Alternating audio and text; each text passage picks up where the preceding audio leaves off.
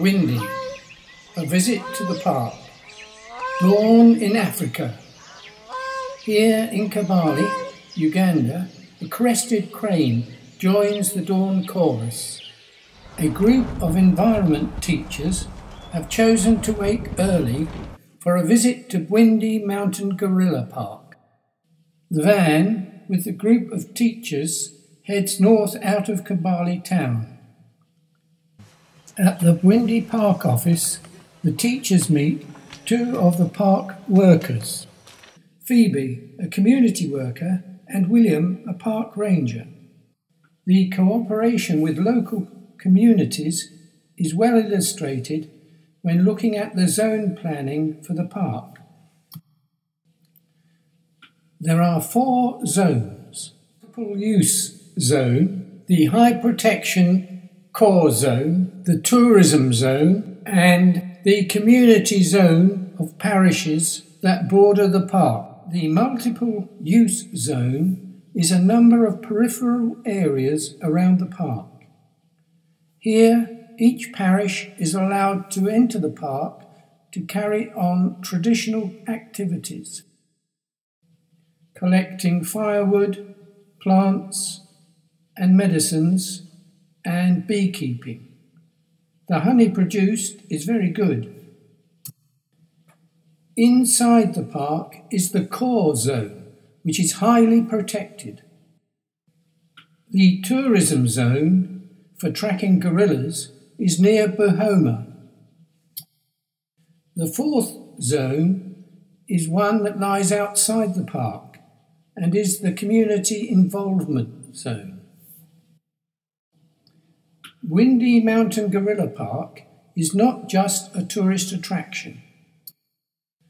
The park provides employment locally and nationally. There is a good, reliable water supply.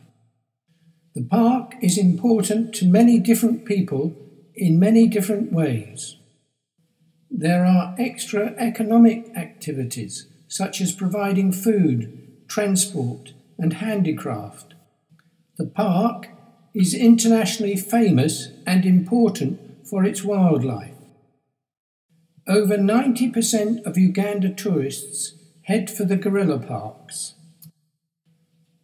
There are only 2 locations to find mountain gorillas, and both of them are in Uganda. The Ugandan government helps in providing security through its police and army. Also, it controls the project through the Ugandan Wildlife Authority. The United Nations has designated Bwindi Mountain Gorilla Park as a World Heritage Site for its biodiversity, conservation process, and for the rare and endangered species. William, the group's ranger, took the teachers on one of the short local trails to experience the forest on foot. The dark forest was warm and humid.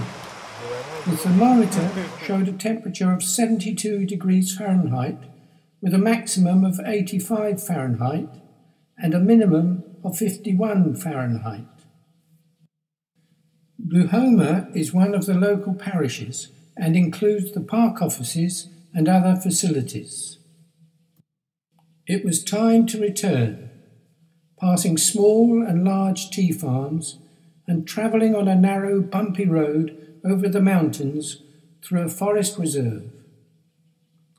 Finally, the group descended from the mountains and stopped at the watershed, which was their very first stop. A few more miles and the teachers arrived home.